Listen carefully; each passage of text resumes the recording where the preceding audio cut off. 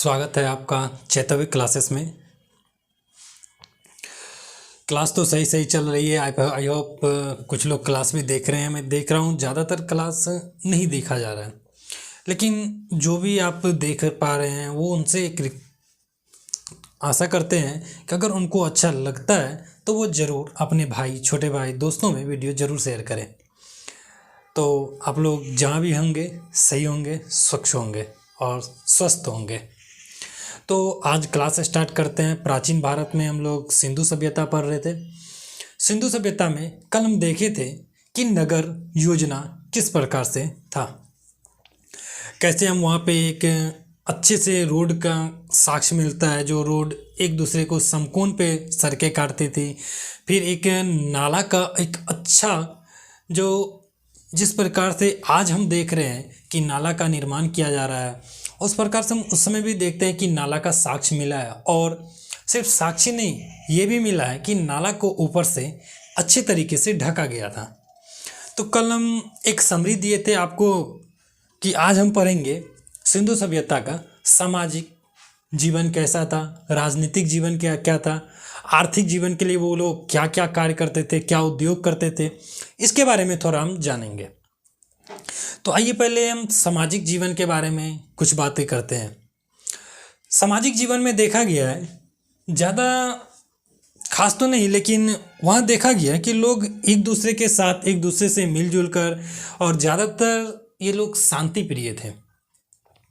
सामाजिक जीवन में ये लोग अपने आप मनोरंजन के लिए देखते हैं कि जानवरों को आपस में लड़ाते थे। नृत्य का साक्ष्य जहाँ तक मिला है, इससे ये भी पता चलता है कि ये लोग मनोरंजन के लिए नृत्य क्या करते थे, नाच गाना पूरा हुआ, डीजे वाला डिच डिच बजा के खूब क्या करता था। उसके बाद हम ये भी देखते हैं कि यहाँ पे मछली पकड़ने के कांटे से पता चलता है ये लोग जीवन जीने के लिए मछली भी पकड़ते होंगे, यानी कि मांसाहारी जरूर होंगे। तो इससे ये समझ में आ रहा है कि इन लोगों के सामाजिक जीवन में मांसाहारी एवं शाकाहारी दोनों प्रकार का जीवन जीते थे ये लोग। वहीं धार्मिक जीवन की बात करते हैं तो धार्मिक जीवन में ज़्यादातर हमें मंदिर का साक्ष्य नहीं मिला है, लेकिन मंदिर का साक्ष्य ना मिलते हुए भी हम कई जगहों से देखते हैं कि पशुपति, भगवान पशुपति की मूर्ति मिला है। बैल के जो ये लोग मातृ देवी का जो मूर्ति मिलता है, उर्वरता की देवी पृथ्वी के एक धरती का चित्र, उससे निकला हुआ पेड़ को दिखाया गया एक माता से। यानी कि ये देखते हैं कि समाज शायद मातृसत्तात्मक और माता का ज़्यादा सम्मान किया करते थे। तो थोड़ा थोड़ा कहीं ना कहीं से ये लगता है कि धार्मिक मंदिर तो ना होते हुए भी फिर भी ये लोग धार्मिक रूप से देवी देवताओं में थोड़ा तो विश्वास करते ही होंगे। एक सिंह वाले बैल का भी अंकन मिलता है। वही हम आर्थिक जीवन के बारे में देखते हैं कि ये लोग अपने जीवन जीने के लिए कैसे, हमें कृषि का साक्ष्य मिला, यहाँ से धान गेहूँ का भूसी मिला था, जौ का खेती इत्यादि चीज़ों की यहाँ पे हमें प्रमाण मिलती है। और हम आगे देखते हैं कि उद्योगों के लिए ये लोग शिल्प कला भी हमें देखने को मिलता है कि कैसे बर्तनों का निर्माण किया जा रहा है। पक्की हुई बर्तन जिसे टेराकोटा कहते हैं, पक्की हुई बर्तन को टेराकोटा कहा जाता है।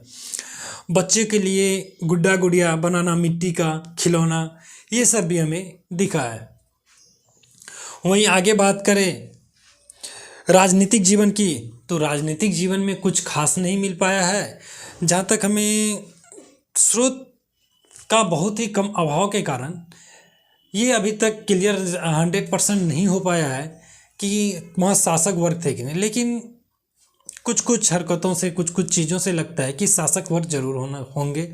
क्योंकि जैसे कि हम दुर्ग देख रहे थे, ऊंचे पे दुर्ग, वहाँ राजमहल सब जैसे दिखा है, और निचली शहर कुछ उतना ज़्यादा नहीं दिखा। तो इससे पता चलता है शासक वर्ग होंगे।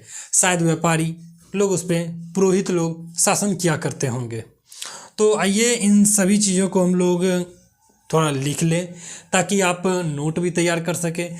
तो आप लोग को एक समरी तैयार हो गया होगा कि इस क्लास में आगे पढ़ना क्या है। ठीक है, अब हम लिख देते हैं ताकि आप लोग भी उस चीज़ को और अच्छे से समझ सकें और बाद में रिवाइज भी कर सकें। देखते हैं हम सिंधु घाटी सभ्यता के जो सामाजिक जीवन था हड़प्पा सभ्यता के उत्खनन से हमें ज़्यादा मात्रा में नारी की मूर्ति का प्रमाण मिला है। तो हम देखते हैं कि यहाँ पे ज़्यादातर मूर्तियों का पूजा यानी कि मंदिर का साक्ष्य तो नहीं मिला है, तो लेकिन हम हड़प्पा से देखते हैं कि कुछ मूर्तियों का प्रमाण मिला है। इससे संकेत हमको मिल जाता है कि यहाँ का समाज जो था, यहाँ का जो परिवार था, वो मातृसत्तात्मक यानी कि महिलाओं को मातृसत्तात्मक माँ की जो ज़्यादा प्रधानता थी। जैसे कि अभी हम लोग पितृसत्तात्मक अपने पिता का टाइटल यूज करते थे, उस समय ऐसा लगता है किससे कि माँ का टाइटल वो लोग यूज़ करते होंगे। उसी तरीके से यहाँ से प्राप्त शाकाहारी एवं मांसाहारी दोनों प्रकार का साक्ष्य मिला है कि व्यक्ति शाकाहारी एवं मांसाहारी। हम देखे थे कि कैसे मछली का कांटा प्राप्त हुआ था, तो इससे हमने समझ में आता है कि शाकाहारी और मांसाहारी दोनों प्रकार के भोजन ये लोग करते थे। अब यहाँ देखते हैं कि लोग भोजन का आभूषण का भी शौकीन थे। कई सारे जगह से कई अलग अलग प्रकार के आभूषण, स्फटिक पत्थर, इस सब के भी बने हुए आभूषण का प्रमाण मिला है। इसके अलावा भी हमें कैसे लिपस्टिक का, फिर चूड़ी का साक्ष्य मिलता है। इससे ऐसे प्रमाण मिल रहा है कि महिलाएं जो थी वो सजने संवरने अर्थात श्रृंगार करने में भी रुचि रखती थी। उस समय का आसपास श्रृंगार में भी रुचि रखती थी। और लोग अपने मनोरंजन के लिए, भाई अभी जस्ट हमने बताया कि लोग अपने मनोरंजन के खुशी के लिए आपस में जानवरों को लड़ाते थे। और साथ ही हम देखते हैं कि नृत्य का भी साक्ष्य मिलता है। जो कांस्य की नृत्य की मूर्ति हमें मिलती है, तो आखिर ऐसे यूं ही तो कोई नृत्य नहीं करता होगा, ता थई, आखिर कुछ तो होगा। तो हम देखते हैं कि जैसे आज के युवा मनोरंजन के जुटे हाव हाव करता है, उसी तरीके से उस समय भी हाव हाव करने वाला रहा होगा कि कुछ जाति। तो हम वहाँ भी देखते हैं कि मनोरंजन के लिए नृत्य का साक्ष्य मिलता है। और दूसरा बात, सोम रस का सेवन करते थे।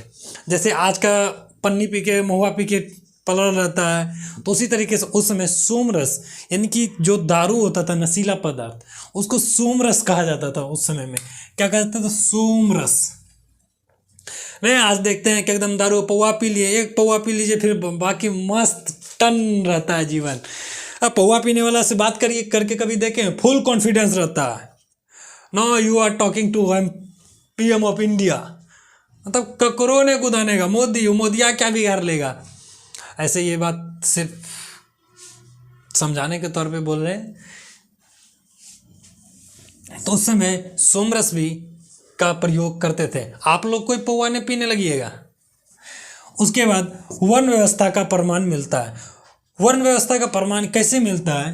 नहीं मिलता है, लेकिन कई सारे विद्वानों ने कहा है कि शायद उसमें भी वर्ण व्यवस्था थी।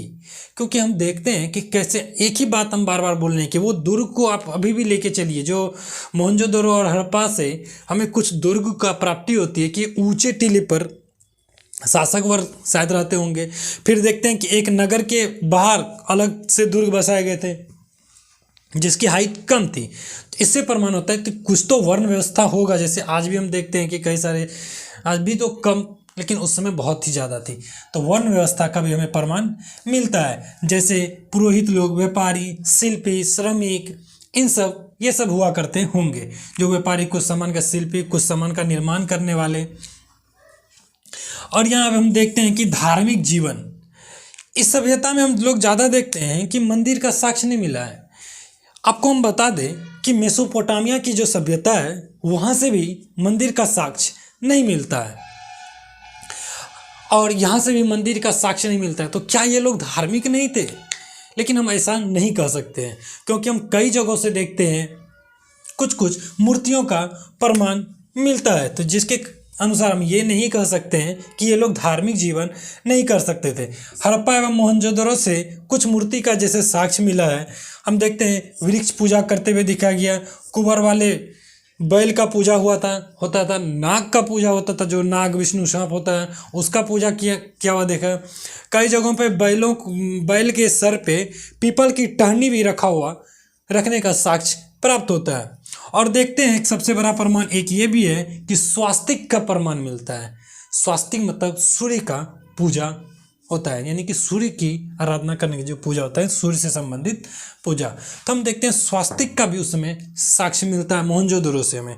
तो फिर इस सब साक्ष्य के अनुसार हम कह सकते हैं कि समाज जरूर धार्मिक जीवन जीता होगा।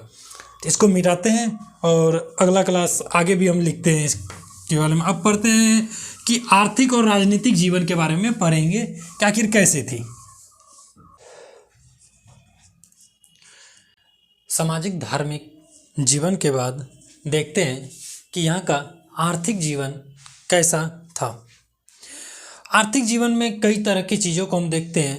उसमें देखते हैं कृषि, देखते हैं शिल्प, देखते हैं, और उसी के थ्रू हम लोग एक नज़र व्यापार तथा वाणिज्य पे भी नज़र डालते हैं। आर्थिक जीवन में ज़्यादातर हम कृषि के बारे में बात करेंगे। कृषि यहाँ की आर्थिक रूप से सबसे मूल ढांचा था। जैसे कि यहाँ पे लिखा हुआ है, इस सभ्यता के लोग अर्थव्यवस्था का मूल आधार कृषि था। इस सभ्यता के लोगों की सबसे मुख्य आधार क्या था अर्थव्यवस्था का? इसको आप जरूर ध्यान में रखेंगे कि सिंधु सभ्यता के लोगों की अर्थव्यवस्था का मुख्य आधार क्या था? तो वहाँ का मुख्य आधार कृषि था। यहाँ से हमें जुताई, सिंचाई, कटाई इत्यादि का भी साक्ष्य का प्रमाण मिला है, और अलग अलग फसल जैसे कि केला का, कपास का, नारियल का, फिर तरबूज का इत्यादि फसल का भी प्रमाण मिलता है, साथ में गेहूं का भी। और कई जगहों से हम देखें कि जैसे लोथल के आसपास से धान का भी साक्ष्य मिला है, लेकिन ज़्यादातर इसे अभी तक नहीं प्रमाणित किया जा चुका है। लेकिन फिर भी कई सारे किताबों में देखते हैं कि लोथल से धान की भूसी का साक्ष्य प्राप्त होता है। अब इसके अलावा लोग क्या करते थे? कृषि एक हो गया, अब एक हो गया पशुपालन। यहाँ के लोग कृषि के साथ साथ पशुपालन का भी कार्य करते थे। हम देखते हैं कैसे यहाँ पे गाय, कुत्ता, उसके बाद गधा, ऊंट इत्यादि जानवरों को पालते थे। इसके बाद आगे बढ़ते हैं शिल्प उद्योग में। यहाँ के ग्रामीणों के कृषि और पशुपालन के साथ साथ शिल्प उद्योग भी करते थे। जैसे कि यहाँ से हमें तांबे एवं कांसे का कई सारे मूर्ति बना होता था। तो मूर्ति किससे बनता? जब तक कोई शिल्पकारी नहीं था तो मूर्ति तो बन नहीं सकता था। तो हम देखते हैं तांबे एवं शिल्प के मानव एवं जानवरों के भी बने हुए मूर्ति का साक्ष्य मिलता है। कई जगहों से कुम्हार का चाक का भी साक्ष्य मिला है, जिससे कि मिट्टी का बर्तन बनाया जाता था। तो जैसे कि यहाँ पे दिया हुआ कुम्हार के चाक, कुम्हार के मिट्टी के बर्तन बनाने वाले चाक का भी साक्ष्य मिलता है। और इसके साथ साथ हम देखते हैं कि कताई और बुनाई, यानी कि कपड़े के सुई और तकली का भी साक्ष्य मिला है कि उस समय के लोग कपड़े सी के भी अपना जीवन यापन करते हैं। यानी कि हम ये देखते हैं कि सूती कपड़े से वो लोग पूरी तरीके से परिचित थे, जिसका हम लोग अभी व्यापार वाणिज्य में भी बात करेंगे। अब आता है बात व्यापार वाणिज्य का। सिंधु सभ्यता के लोग आंतरिक एवं बाह्य व्यापार दोनों प्रकार के व्यापार करते थे। आंतरिक मतलब होता है कि एक अपने देश के अंदर यानी कि अपने प्रांतों के अंदर ही व्यापार करना, और बाह्य व्यापार यानी कि एक देश से दूसरे देश में व्यापार करना। आंतरिक व्यापार में ज़्यादातर हम देखते हैं कि ये लोग सूती कपड़ा, लकड़ी, हाथी के दांत इत्यादि का ज़्यादा से ज़्यादा व्यापार करते थे। वही विदेशी कपड़ों के से जो आयात करते थे ये लोग, इसका तो निर्यात करते थे, यानी इस देश से दूसरे देश भेजते थे। और अब विदेशी आयात यानी वहाँ से जो कपड़े मंगाते थे वे किस प्रकार के थे, क्या क्या चीज़ मंगाते थे, तो ये शायद आप लोग को दिख नहीं रहा होगा। अभी पढ़ाने के बाद हम कैमरा से आपको नीचे कर देंगे, इसको आप लोग आराम से स्क्रीनशॉट ले सकते हैं कि कौन कौन सी चीज़ कहाँ कहाँ से आयात किया जाता था। हम चांदी देखते हैं, ईरान एवं पाकिस्तान से चांदी का आयात किया जाता था। वहीं नीलमणि एक बहुत ही सुंदर पत्थर होता है, एक बहुत तरासा जाता है, इसे बहुत चमकता है, नीला कलर टाइप में होता है लगभग, जैसे कि हम लोग देखते हैं कि अंगूठी सब में भी पहनते हैं। नीलमणि, इसका आयात महाराष्ट्र से किया जाता है। फिर हम देखते हैं सोना भी ईरान से, कर्नाटक से, अफगानिस्तान से आयात किया जाता था। उसी संदर्भ में सीसा देखते हैं, इसे ईरान एवं अफगानिस्तान दोनों जगहों से सीसा का आयात किया जाता है। फिर तांबा देखते हैं, बलूचिस्तान, अरब इत्यादि देशों से किया जाता था तांबा का। अलाबास्टर यानी अभी का जो एस्बेस्टस कहते हैं जिसका घर में बनता है, उसी का बात कर रहा है। अल्बेस्टर ये बलूचिस्तान से मंगाया जाता था। तो आप लोग अभी और एक बात, ये लोग जो बंदरगाह का यूज करते थे ज़्यादातर गुजरात में, जो एक बंदरगाह था, गुजरात में बंदरगाह था, और एक बंदरगाह आपको यहाँ से मिला था लोथल से, सुतकोतदा से। ये दो जगह का बंदरगाह का भी बहुत ज़्यादा प्रयोग अंतर्राष्ट्रीय व्यापार में देखने को मिलता है। अभी तक आप जो भी हम पढ़ा है, आप लोगों ने पढ़ा, उम्मीद है कि आप लोगों को समझ में आया हो। और पिछली जो अभी कुछ समय पहले जो बोर्ड पे लिखा हुआ था उसका भी आप लोग स्क्रीनशॉट ले लिए होंगे। नहीं लिए होंगे तो क्लास को पॉज करके जरूर स्क्रीनशॉट पीछे करके स्क्रीनशॉट ले ले और इसे अपने नोट्स में उतार ले। इसका भी आप स्क्रीनशॉट ले ले और ये अभी हम आपको नीचे करके दिखा देते हैं। धन्यवाद हमारे साथ जुड़े रहने के लिए। आप सबों का चेतव्य क्लास की तरफ से धन्यवाद।